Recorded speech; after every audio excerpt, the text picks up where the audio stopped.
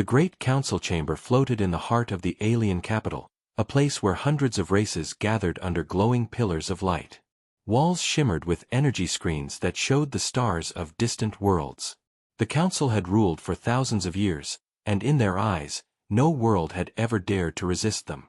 Tonight, the chamber was full, every seat taken. The subject was simple but carried weight across the galaxy. The target was Earth, a small blue planet on the edge of known space. From above, it looked peaceful, green lands and blue oceans circling a yellow sun. To the council, it looked weak. Reports were placed on floating tables, showing humans fighting each other, divided into nations, wasting resources in endless arguments. To the council, this was the mark of a simple species, one that could be broken and ruled with ease. Voices rose inside the chamber, some sharp with excitement, others calm and cold. One elder, with silver skin and eyes like burning stars, lifted his hand. The humans are scattered. Their weapons are nothing compared to ours. Their minds are young. Their spirit is fragile. If we move now, they will kneel before the council. A wave of agreement swept the chamber, but not everyone shared the same view. From the far side, a voice spoke, rough and slow, carrying warning. Do not mistake silence for weakness. These humans have survived in ways we do not understand. They are not unified, yet they endure. They fight each other, yet they do not fall. Why? The chamber grew quiet for a moment. The warning did not comfort them. Most of the council had already made their decision before the meeting began. To them, Earth was just another world, another resource to be harvested, another species to be placed under control. Yet the warning voice stayed in the air like smoke that would not clear. The council leader, seated on the highest platform, lifted her staff of command. Her scales glowed with golden light, her presence strong enough to silence every whisper. We will not waste cycles debating shadows. Earth is primitive. Earth is divided. Earth is ours. We vote. Instantly, holographic lights appeared above the seats, each member casting their vote. One by one, the lights turned green. Invade. Conquer. Rule. The decision formed like a storm cloud across the chamber. Only a small number of lights turned red, those who feared what humanity might hide. Their voices were drowned in the storm. The result was clear. Earth would face invasion. A rumble of approval moved through the chamber. For many of the council races, conquest was a tradition. It was how they had gained their power, how they had expanded across the stars. They looked at Earth and saw another easy victory. Yet outside the chamber, in the cold black of space, fleets were already being prepared. Long ships with sharp wings carried weapons that could burn continents. Engines roared as they aligned for travel.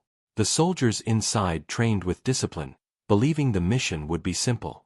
They laughed at the thought of human resistance, expecting surrender the moment their shadows fell across Earth's skies. Back inside the chamber, one of the dissenting voices spoke again. His name was Saren, an old commander who had studied the patterns of war. He leaned forward, his eyes narrowing. Do not celebrate yet. Have you not seen their history? These humans rise from every war stronger than before. They do not stop when they are beaten. They adapt. They change. They endure what would break others. If you strike them, you may awaken something you do not wish to face. His words echoed, but few listened. Some laughed at him, calling him a coward blinded by fear. Others shook their heads, sure that technology alone would crush humans. The council leader dismissed him with a wave of her staff. Fear is the enemy of progress. Let us not be ruled by it. The decision was sealed. From that moment, the path to war was written. The council members left the chamber in pride, convinced of their wisdom. They believed the humans would kneel as countless others had done. But beneath the confidence, a quiet current of unease lingered. Those who had voted against the invasion kept their silence, but their hearts carried heavy doubt. Outside, the stars burned cold. On the edge of the galaxy, Earth spun quietly, unaware of the storm moving toward it. Yet if the council had looked deeper, they might have seen something they had missed. Humanity was not blind. Humanity was not unprepared. They had been watched before, judged before, and every time they had endured. Deep within Earth's governments, secret programs waited in silence, hidden from the eyes of the universe. Experiments, fleets, and strategies had been built not just for each other, but for the day when the sky itself turned hostile. The humans had guessed this day would come. They were waiting. But the Council did not know this. In their arrogance, they believed the future was theirs to command. And so the fleets launched, carrying soldiers who dreamed of quick victory. They laughed and cheered as the stars bent around them, as faster-than-light engines pulled them toward Earth. In their minds, the conquest was already won. None of them could imagine the storm that was about to rise. None of them could see that this decision, this single vote in a proud chamber, would become the seed of their greatest mistake. For when the Council chose war with Earth, they did not only choose invasion. They chose to challenge a species that refused to break, a species that had learned through endless struggle that survival was not given, it was taken. And soon, the Council would learn that humans were not prey. They were something far more dangerous. The alien fleets cut across the stars like knives of light, engines burning brighter than suns as they closed the distance to Earth. Inside the ships, soldiers moved with strict order, their armor gleaming, their weapons humming with silent power. To them, this was routine. They had crushed dozens of worlds before, and Earth was nothing but another name on the list. The Council had promised them an easy victory, one that would bring glory and reward. They believed it. They were certain. Yet as the fleet approached the solar system, something strange began to unsettle them. From the command bridge of the lead vessel, the Supreme Admiral watched the blue planet grow larger on the screen. Reports streamed in from scouts who moved ahead, slipping past the orbit of the outer planets. They reported no resistance, no war fleets, no hidden satellites prepared to fight. Earth seemed quiet, too quiet. The Admiral narrowed his eyes, his mandibles twitching as if sensing danger. Worlds that were truly weak often screamed before the first shot was fired. Yet Earth gave no cry. Earth simply waited. The first fleet entered orbit around the moon, their ships casting long shadows across the gray surface. Sensors scanned Earth from pole to pole, reading human activity. Cities glowed with lights, ships crossed the oceans, and aircraft moved in the skies. Yet no military fleet rose to meet them. No missiles left the ground. The aliens laughed at the silence. To them, it looked like fear. To them, it looked like surrender. But inside Earth's governments, inside secret bases hidden underground and under oceans, humans were not silent. They were watching. Every movement of the alien fleet was tracked. Every signal, every formation, every orbit was studied in silence. Leaders gathered in dark rooms, their faces grim but calm. They had been waiting for this moment for years.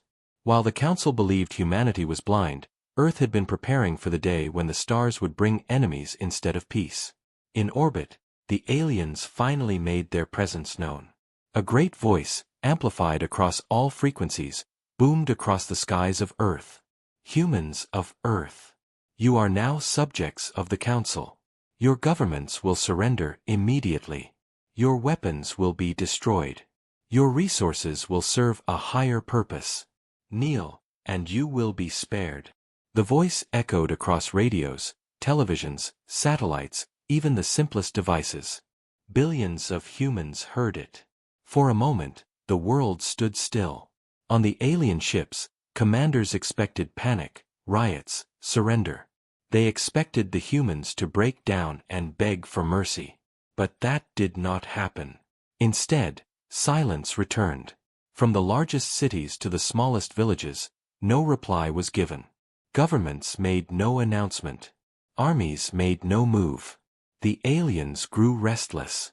Some called it arrogance, others called it fear. But none could explain the stillness. The Admiral shifted uneasily, his claws tapping against the control chair. Why do they not answer? Why do they not scream? Why do they not beg? He muttered. His officers exchanged uneasy looks. Something about the silence made even the bravest soldiers uncomfortable. It felt unnatural, as if Earth itself was holding its breath. Hours passed, and still there was no reply. The alien fleet moved closer, descending into low orbit. From there, their weapons could strike anywhere in seconds. They expected the humans to break at last. Instead, they saw something else. Across the globe, power grids shifted. Satellites adjusted their positions. Strange coded signals bounced between hidden stations, signals the aliens could not fully translate.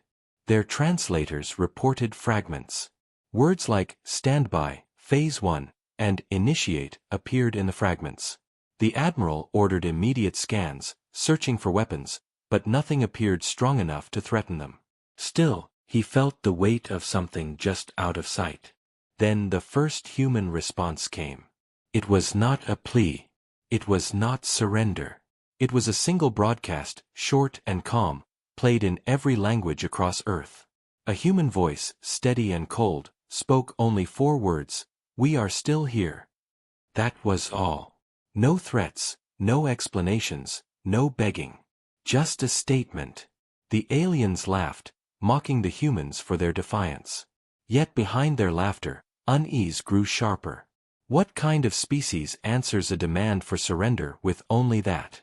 What kind of species stares into the face of a galactic empire and says nothing more? On Earth, the people did not riot. They did not collapse in terror. They went about their lives with quiet determination, as if waiting for something they already knew was coming. In bunkers, pilots strapped into machines that had never been seen before. Engineers ran final checks on hidden fleets buried under oceans. Soldiers prepared in silence, their faces hard, their voices steady. Humanity had been underestimated too many times in history. This would be no different. Back on the alien flagship, reports continued to arrive. Strange energy spikes appeared across Earth's continents. They looked like power grids, but the patterns were too organized, too deliberate. The admiral leaned forward, his eyes narrowing. "This is no primitive world," he whispered. But by then, the Council's orders were already in motion. The first strike was to begin. Hundreds of ships locked their weapons, targeting human cities. The command to fire was given. Yet just as the first weapons charged, something unexpected happened. Across the orbit of Earth, lights appeared. One after another, hidden stations powered up, revealing weapons of human design, weapons that did not exist on any official record. They locked onto the alien fleet with precision. The admiral's blood ran cold. This was no act of fear. This was a trap. The silence had not been surrender. It had been waiting. Waiting for the moment the Council's arrogance would bring their ships close enough. On Earth, leaders watched from hidden command centers as their plans unfolded. For years they had prepared for the day the sky would turn hostile. Now the moment had come, and humanity was ready. The admiral shouted commands, his voice breaking through the panic rising among his officers. But deep down, he knew the truth. They had walked into something far more dangerous than they had been told. Earth was not prey. Earth was the hunter waiting for its prey to strike first. And as the first exchange of fire lit the skies above, the Council's illusion of easy conquest began to crumble. The first flashes of battle came like sudden lightning across the dark sky. Alien weapons roared, streaks of burning light cutting through the void as they struck Earth's upper atmosphere. Explosions bloomed high above the planet, shaking the air and lighting the night in strange colors. Cities below looked up in fear, but inside hidden bunkers, human commanders remained steady. The aliens expected surrender, but instead their first strike was answered. From the oceans, enormous platforms rose, their metal towers breaking the waves like sea monsters awakened from sleep. Missiles launched upward in perfect timing, leaving trails of fire as they locked onto alien ships. From underground silos buried deep beneath mountains, more weapons surged toward the skies. The alien admiral on the flagship widened his eyes as alarms screamed across his ship. The humans had hidden entire networks of weapons, invisible to scans, masked beneath the natural energy of their planet. Dozens of alien ships exploded at once, their hulls torn apart by missiles they had never seen before. The admiral roared commands, but chaos spread across the fleet. Soldiers who once laughed at Earth now cried out in shock as fire consumed their ships. Still, the aliens did not stop. Their weapons cut through the skies, tearing apart satellites, blasting human defenses wherever they could find them. Cities shook as shockwaves echoed, but even as destruction rained down, humanity did not panic. Firefighters, soldiers, and civilians moved with a strange calm, as if this had been expected. The alien fleet pushed harder, deploying dropships carrying soldiers meant to land on Earth's surface. From the flagship, the admiral watched as thousands of small vessels broke through the atmosphere, streaking like falling stars. He smiled bitterly, thinking the humans would finally kneel when soldiers filled their streets. But the humans were waiting. As the first dropships neared the ground, hidden anti-air cannons revealed themselves, disguised as towers, bridges, even common buildings. They roared to life, sending waves of fire upward. Entire groups of alien ships were cut down before they could land. Those that did manage to reach the ground were met by human forces ready for them. Tanks rolled from hidden garages. Drones swarmed like angry bees. Soldiers armed with weapons designed in secret training programs surrounded the invaders. The first clash on the ground began in the ruins of a deserted city. Alien warriors marched confidently, their armor glowing and their weapons humming with deadly energy. But around every corner, humans waited. Snipers fired from rooftops. Explosives buried in roads tore through armored vehicles. The aliens found themselves in a nightmare of traps and resistance. They had expected to walk through terrified crowds. Instead, they were swallowed by fire and shadows. In orbit, the battle grew fiercer. Human defense satellites activated, firing beams of focused energy and guided rockets. Alien ships fired back, their weapons scorching the skies. For every human station destroyed, another seemed to awaken, rising from the planet or appearing from the darkness of space. The admiral's claws dug into his chair as he realized the humans had built a layered defense unlike anything the council had predicted. He had thought Earth was unprepared, but now he saw the truth. They had been preparing for decades. Still, the aliens had numbers and power. More fleets arrived from hyperspace, filling the skies with overwhelming force. Human defenses groaned under the weight of endless fire. Explosions shook Earth's orbit, raining debris into the atmosphere. On the ground, soldiers fought with everything they had, streets turning into battlegrounds where fire and blood mixed. Humanity was holding, but just barely. The admiral believed victory would still come, if only through endless pressure. Yet deep inside, a cold unease grew. These humans did not break. Every time he thought they would collapse, they rose again. Every time he thought they would scatter, they tightened their lines and pushed back harder. On Earth, a commander stood before a wall of screens, her voice steady as she gave orders. Phase 2. Begin counterattack. Across the globe, hidden airfields opened, revealing ships no alien had ever seen. Sleek human fighters screamed into the skies, engines blazing with new technology powered by years of secret research. They launched upward in swarms, diving straight into the alien fleets. Dogfights exploded across the upper atmosphere, human pilots facing off against alien warriors in battles that spun and twisted like firestorms. The admiral shouted as more of his ships fell, disbelief tightening in his chest. How could a world so young, so divided, fight with such ferocity? How could a species that only learned spaceflight a short time ago build weapons strong enough to burn his fleets? The answer whispered in his mind, but he did not want to face it.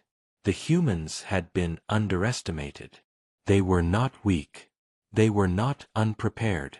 They were waiting for this day, and they were ready to kill anyone who dared challenge them.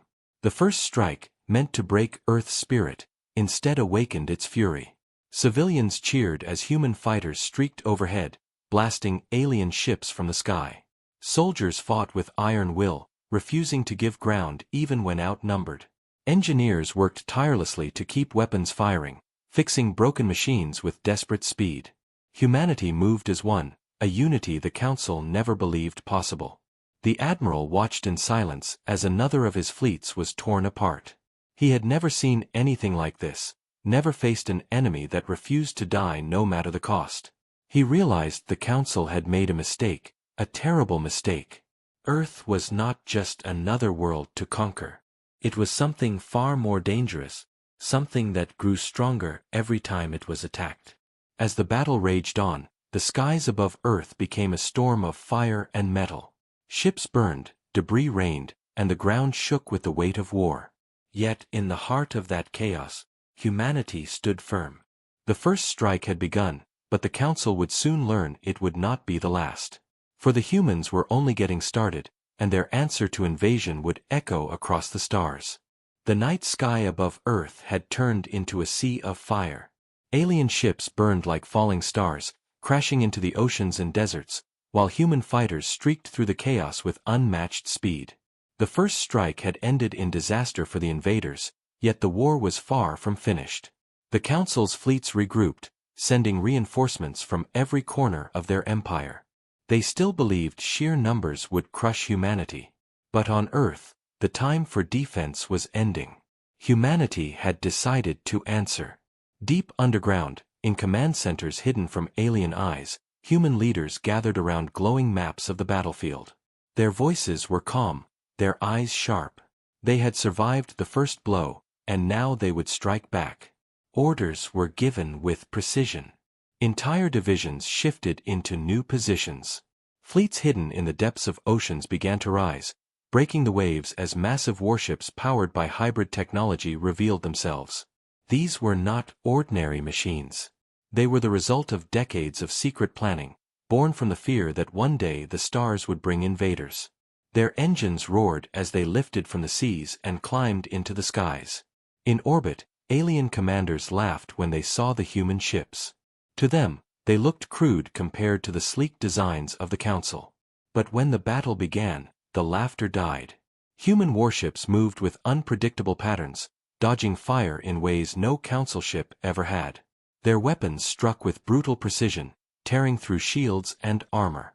The aliens discovered too late that humanity had studied them carefully, learning their weaknesses from captured signals and old encounters. Every strike humans made was aimed at the soft points the Council thought could never be exploited.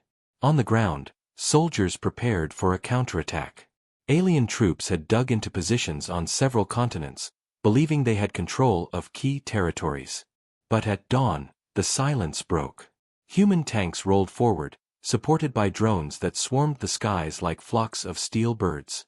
Guerrilla fighters who had been waiting in the shadows emerged from ruined cities, striking with speed and fury. The aliens fought hard, but every street became a trap, every building a fortress. The humans turned their own world into a weapon. The admiral on the flagship watched with growing horror as his forces were pushed back, both in space and on the ground. Every hour brought new losses. His officers shouted reports, their voices breaking with disbelief. How could a single world fight the Empire itself? How could humans, so young and primitive, stand against fleets that had ruled the galaxy for centuries? The admiral had no answer, only the grim realization that Earth was not fighting for conquest, but for survival, and survival gave them a strength no Council soldier could match. In one sector of the battlefield, a human fleet managed to surround an alien cruiser. For the first time, humans boarded an enemy ship. Armed with rifles and armor designed to withstand alien weapons, they fought room by room, hallway by hallway, cutting down the shocked defenders. Hours later, the humans seized control of the cruiser, dragging its survivors into custody. The news spread across Earth like wildfire. Humanity had not only defended itself, they had taken the enemy's power for their own. Engineers rushed to study the captured ship, their eyes burning with excitement. Every wire, every circuit, every weapon was examined. Humanity was no longer just fighting back, they were learning, adapting, and growing stronger with every battle. The Council's illusion of superiority began to crack. Still, the aliens pushed forward. They launched massive bombardments against Earth cities, determined to break human will. Explosions thundered across landscapes, buildings crumbled, and fire consumed entire districts. But even as smoke rose, human voices called out through radios, through loudspeakers, through every surviving channel. Hold the line. Fight back. Earth stands. The words became a promise, carrying strength to every soldier and civilian. In space, the battle reached its peak. Human fighters swarmed the alien ships in daring maneuvers, striking from blind angles and disappearing into debris fields. Alien fleets struggled to adapt to these unpredictable tactics. They were used to enemies who followed patterns, who fought with fear. But humanity fought like chaos itself, and chaos was impossible to predict. The admiral shouted for his forces to regroup, but he knew the truth. The council had underestimated Earth, and now they were paying the price. He had expected fear. He had found fury. He had expected surrender. He had found defiance. As the war raged on, the humans launched their boldest move yet. From hidden bases on the dark side of the moon, enormous cannons revealed themselves, weapons powered by energy no alien expected humans to possess.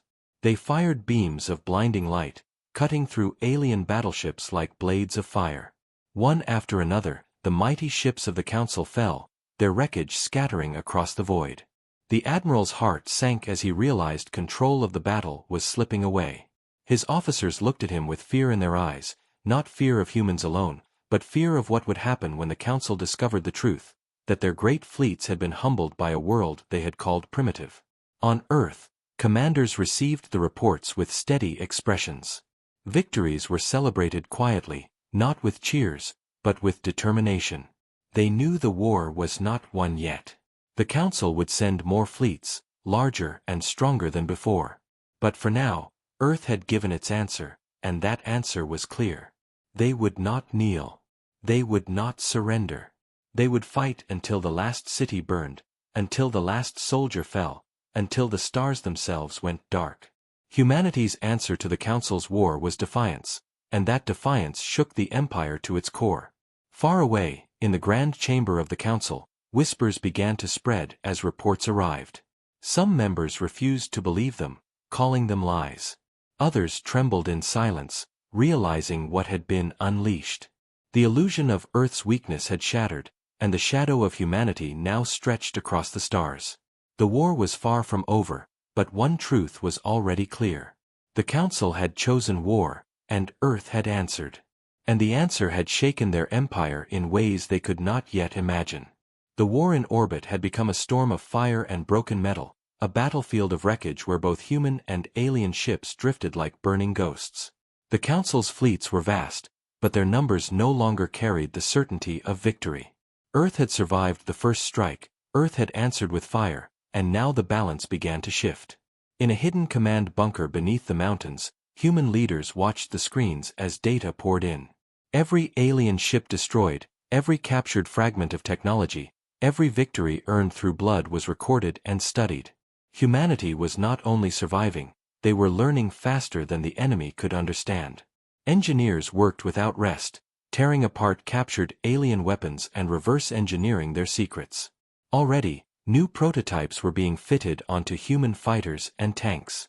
Within days, weapons that once belonged to the invaders were turned against them. The council believed their technology was untouchable, but humans had broken it apart and rebuilt it to fit their own machines. That was the first sign of the turning point, the moment when humanity stopped fighting as prey and began fighting as equals. In orbit, the largest battle yet erupted. A fleet of alien dreadnoughts emerged from hyperspace, their massive frames casting shadows across the stars. Each was powerful enough to destroy a continent, and their arrival filled the invaders with renewed confidence. The admiral on the flagship felt relief at last, believing these reinforcements would crush Earth once and for all. But as the dreadnoughts prepared to fire, something unexpected happened. From the dark side of the planet, human ships rose in formation, carrying new weapons scavenged and rebuilt from alien designs. Their engines burned brighter, their shields thicker, their guns sharper. When the dreadnoughts unleashed their fire, the humans did not scatter. They charged. Explosions rippled across space as human fleets dove through enemy formations, targeting weak points they had already mapped. Alien ships that once seemed invincible cracked open under the relentless strikes. In the chaos, a single human cruiser managed the impossible. It boarded a dreadnought. Soldiers stormed through the halls of the alien giant, their rifles blazing, their boots pounding against steel floors. The aliens inside fought with desperation, but the humans moved with purpose, every step taking them deeper into the heart of the ship. Hours later, the unthinkable was achieved. The dreadnought's bridge was seized, its systems hacked, and for the first time in history, humanity controlled one of the Council's greatest weapons. News of the capture spread like wildfire through both fleets. To the humans, it was hope.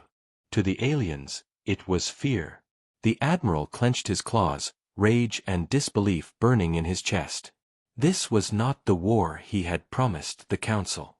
This was something else, something dangerous, something that could not be explained away. On Earth, people gathered in shelters and ruins, listening to broadcasts of human victories. Cheers rose from broken streets, from bunkers deep underground, from villages that had seen alien fire rain down.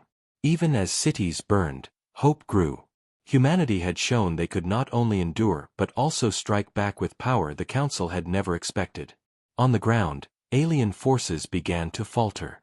Their supply lines stretched thin, their reinforcements delayed by human raids on their transport ships. Guerrilla fighters ambushed them in forests, deserts, and mountains. Every step the aliens took forward was met by resistance. Every outpost they built was attacked within days. Soldiers who had once marched proudly now moved with caution, their eyes darting to every shadow, their nerves frayed by the constant threat of human strikes. The admiral received more reports, each one heavier than the last. Losses on every front. Morale dropping. Ships destroyed or captured. He slammed his fist against the command table, demanding answers, demanding solutions. But none came. His officers whispered among themselves, fear creeping into their voices. They had never faced an enemy like this before. The council chamber across the stars grew restless as messages arrived. The war was not the swift conquest they had expected. Instead, their fleets were bleeding, their soldiers breaking, their technology falling into human hands. Some council members began to doubt. Others shouted for more fleets, more fire, more destruction. Yet beneath their arrogance, unease spread. What if the humans could not be broken? What if the humans became stronger with every battle? Back on Earth, human commanders gathered once more in the hidden bunker. The captured dreadnought now hovered above the planet, its weapons turned outward against the very fleets that had sent it. The commander stood before her officers and spoke quietly. This is the turning point. They thought we would kneel. Instead, we rise. From this day, we are no longer defending. We are taking the fight to them. Across the battlefield, the change was felt. Human fleets pressed harder, their tactics bolder. Fighters dove into impossible maneuvers, destroying ships many times their size. Soldiers on the ground launched counteroffensives, retaking cities thought lost. The war had shifted. No longer was Earth the hunted. Now Earth was the hunter, and the Council knew it. The Admiral watched as another of his ships exploded in the distance, the light reflecting in his eyes like fire. His chest tightened with a truth he could no longer deny. The Council had made a mistake far greater than any before. They had chosen to make war on humanity. And in doing so, they had awakened something that could not be stopped. As the battles raged on, both sides bled. But for the first time since the war began, it was the aliens who feared what would come next. The turning point had arrived, and with it, the beginning of the Council's slow collapse. The council chambers were silent, a silence so heavy it pressed on every member like a weight. Reports from Earth came one after another, each worse than the last. The fleets that were sent to conquer had been shattered. Entire battalions of soldiers were gone. Dreadnoughts, the pride of the Empire, had been destroyed or captured. And the humans, instead of breaking under fire, were growing stronger. Some council members sat stiff in their seats, refusing to believe the words before them.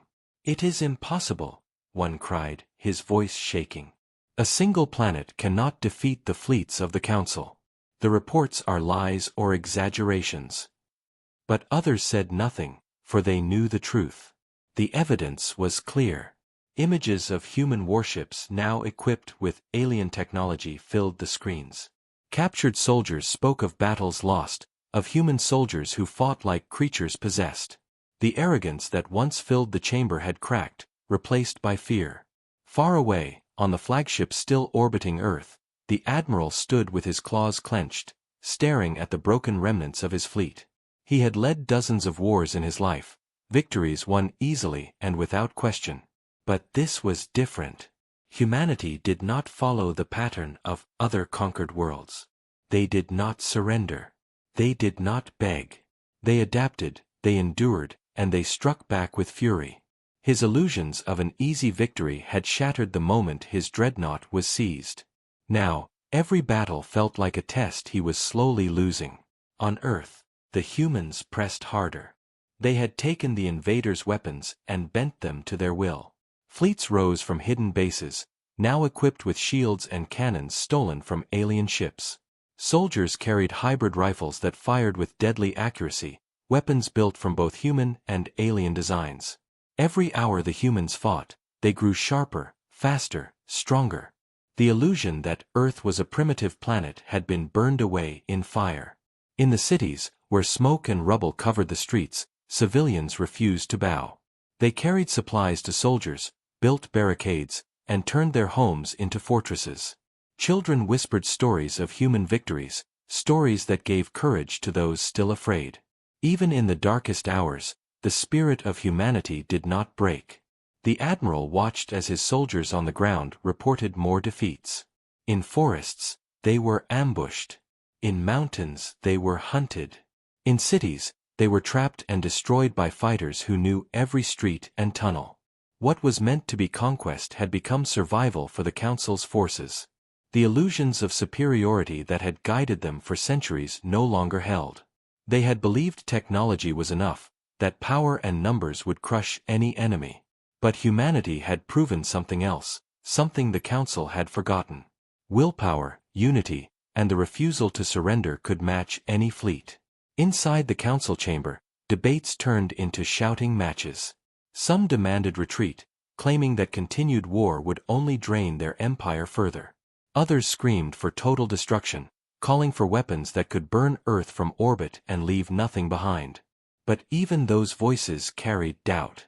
If Earth had already taken their strongest weapons and turned them against them, what would they do if the Council revealed even greater fire? Would humanity find a way to use that too? On Earth, a group of human commanders stood aboard the captured dreadnought, now flying the flag of humanity. They looked out through the vast windows at the stars, their faces hard. One spoke, her voice cold but steady. They believed we were weak. They believed we would kneel. Now they see the truth. We will not kneel. We will rise. The words were broadcast to every corner of Earth, to soldiers and civilians alike. It was a promise, a declaration. Humanity would not be slaves. Humanity would fight until the Council itself broke. The Admiral heard the broadcast from his ship, and for the first time in his long life, he felt something he had never known before. Fear. Not fear of defeat alone, but fear of what was coming. If humanity continued to rise, if they continued to adapt, then the Council would not only lose Earth. They would lose everything. Still, the Admiral fought on. His fleets clashed again and again, burning through human defenses, destroying cities, tearing at the planet with fire.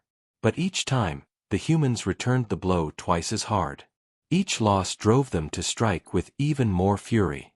Every fallen soldier was honored, every destroyed city rebuilt in spirit, if not in stone. Humanity did not crumble. They hardened. The illusions of the Council shattered fully in the next great battle. A massive fleet was sent to Earth, larger than any before. The Council was desperate to crush humanity once and for all. But when they arrived, they found not a broken world but a united one. Human fleets met them head-on, their ships now carrying weapons stronger than ever. The battle raged for hours, days, fire filling the void until it seemed the stars themselves burned. And then, when the smoke cleared, it was the humans who stood victorious. The admiral stared at the ruined remains of his fleet, his claws trembling. He had thought himself the hunter, but he now knew the truth. He was the prey. The Council's greatest illusion had been destroyed, the illusion that they were untouchable, that no world could ever stand against them. Humanity had shattered it with fire and blood. On Earth, the people stood together, scarred but unbroken, tired but fierce. They had endured the storm, and now they looked to the stars with new eyes. They knew the war was not over, but they also knew something greater. They had proven themselves. They had broken the illusions of the Council, and they would never be underestimated again. The battlefield above Earth was finally quiet, the wreckage of alien ships drifting among the stars like the bones of fallen giants. Human fleets moved between them, their hulls scarred and blackened, but their banners still flying. For the first time in history, Earth had not only defended itself but had destroyed a Council invasion fleet of impossible size. In the silence that followed, humanity began to speak with one voice, a voice that would echo across the galaxy. In the hidden bunker beneath the mountains, the human commanders met once more. The air was heavy with exhaustion, but their eyes carried a fire that had not dimmed.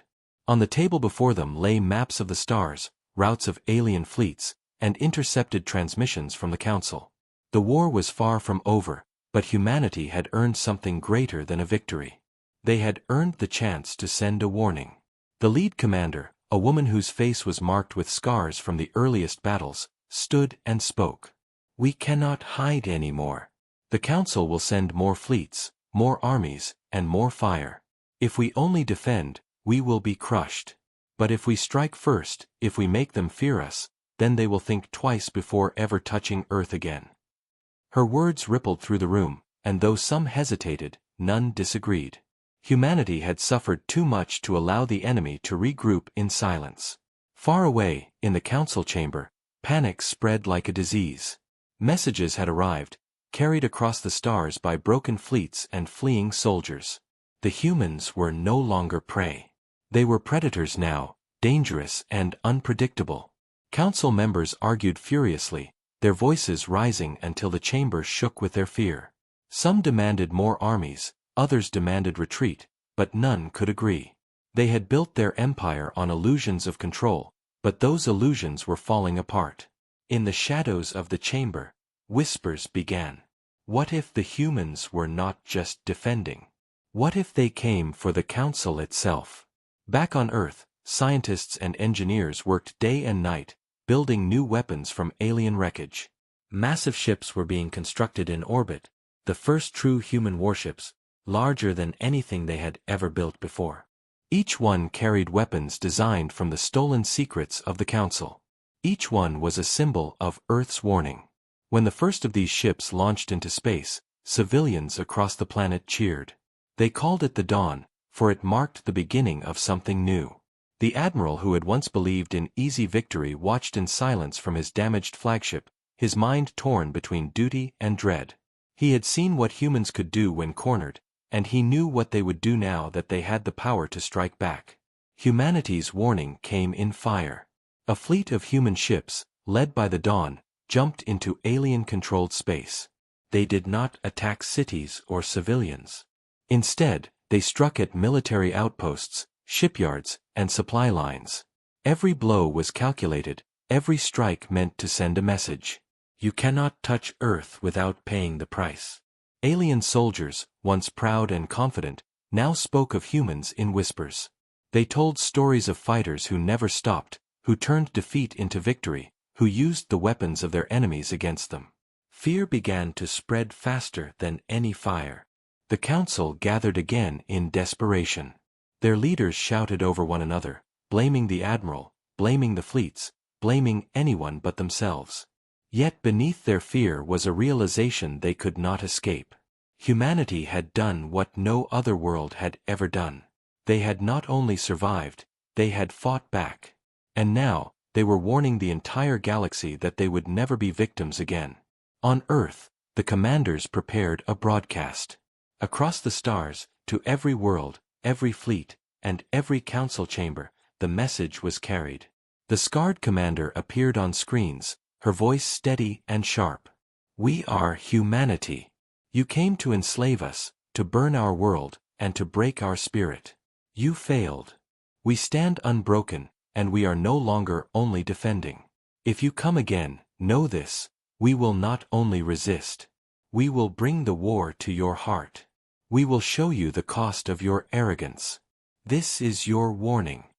The message spread through the galaxy like a wave.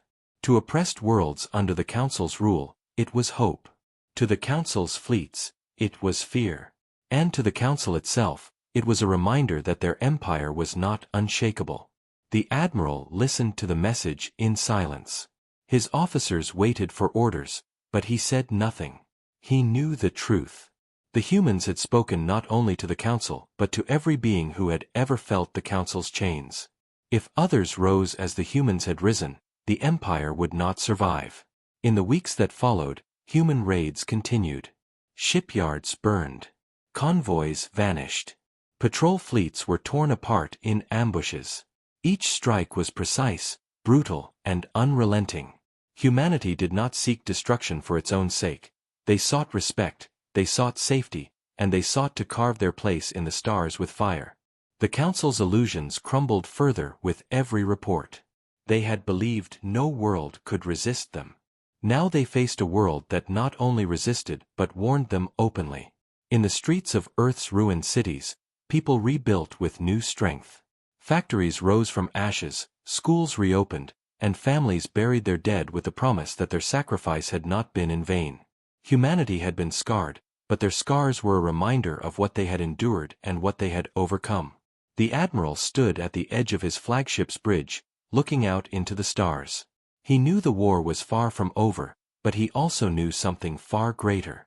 Humanity had already won the first true victory. They had broken fear. They had broken silence.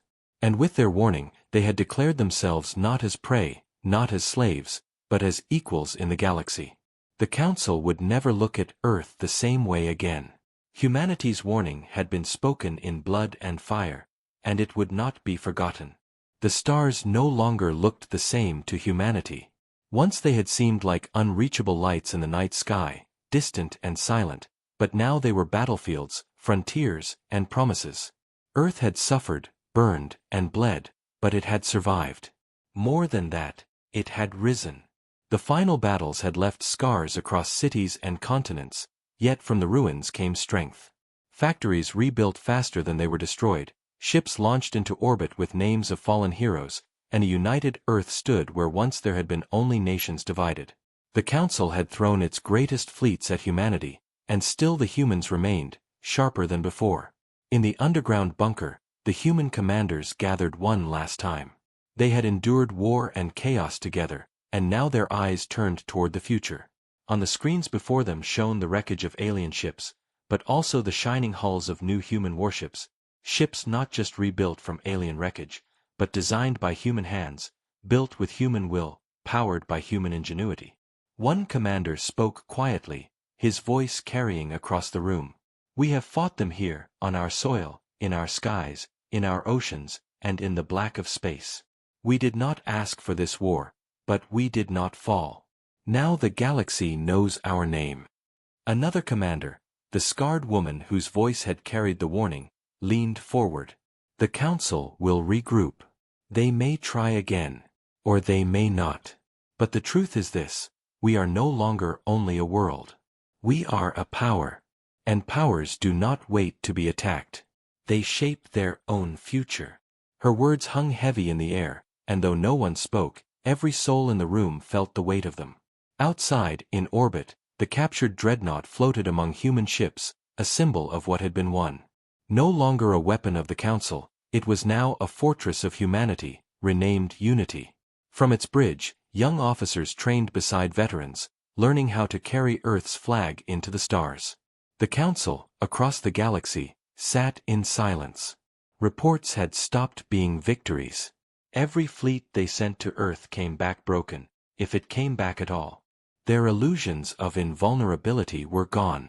Whispers spread through the chamber of rebellion in faraway colonies, of other worlds emboldened by humanity's defiance. The humans had not only defended themselves, They had lit a fire that might spread far beyond their system. The admiral, once certain of his superiority, now walked the halls of his battered flagship with a shadow in his eyes. He had seen what humanity could become, and he knew his empire had awakened something it could never control. Some part of him wondered if the war was already lost, not in the battlefield, but in the hearts of the people who now believed the council could be defeated. On Earth, life slowly began to return. Cities rebuilt, children returned to schools, farmers planted fields again, and the sound of laughter returned to streets once drowned in sirens. But there was no forgetting. Every person carried memories of fire, of loss, of struggle. Humanity had changed. They were no longer only earthbound. They looked up at the stars and saw not just the memory of invasion, but the promise of expansion. A fleet began to form, not one of defense, but of exploration and readiness. Ships were prepared to leave the solar system, not to conquer, but to see what lay beyond, and to make clear to the galaxy that Earth would never again be seen as weak. The Dawn, humanity's first great warship, stood at the center of the fleet. Its hull gleamed silver against the darkness, its engines ready to burn brighter than any before. At its side, Unity prepared for its next mission. The crews knew their work was not yet finished. They carried not just weapons, but also messages of warning and of hope. Across the galaxy, oppressed worlds listened to the broadcasts from Earth. Broadcasts that spoke of resistance, of freedom, of the unbreakable will of a people who refused to kneel. And slowly, quietly, those worlds began to stir. In the council chamber, voices once loud with arrogance now trembled with fear. They spoke of treaties, of pulling fleets back, of saving resources, but deep inside they knew the truth. They could not erase humanity. They could not erase what had been proven. The humans had declared themselves, and the galaxy had heard. On the day the first human fleet prepared to leave the solar system, millions gathered on Earth to watch. From cities still scarred, from villages rebuilt, from oceans and deserts, eyes turned to the skies. Families held one another, soldiers stood in uniform, engineers wiped grease from their hands, and children waved flags as the ships lit their engines. The fleet rose slowly, a shining arc against the heavens, leaving trails of light as they ascended into the void. Cheers erupted across the world, cheers not only for survival but for victory, for defiance, for the beginning of something greater. On the bridge of the dawn, the commander looked out at the stars. Her voice carried across the fleet. We were invaded. We were underestimated. We were nearly broken. But we rose. And now we rise higher still. To the council, and to any who would challenge us, hear this: we are humanity. We are here. And we are not afraid. The fleet leapt into the dark, disappearing into hyperspace, and with that leap, humanity stepped fully into the age of stars. The council watched in silence, their illusions shattered beyond repair. They had sought to conquer a planet, but instead they had awakened a force that would shape the galaxy for generations. The dawn of a new era had come, an era not of submission, but of defiance, of exploration, of strength. Humanity had endured the fire, and from that fire they had been reborn. Now the galaxy would never forget the name of Earth.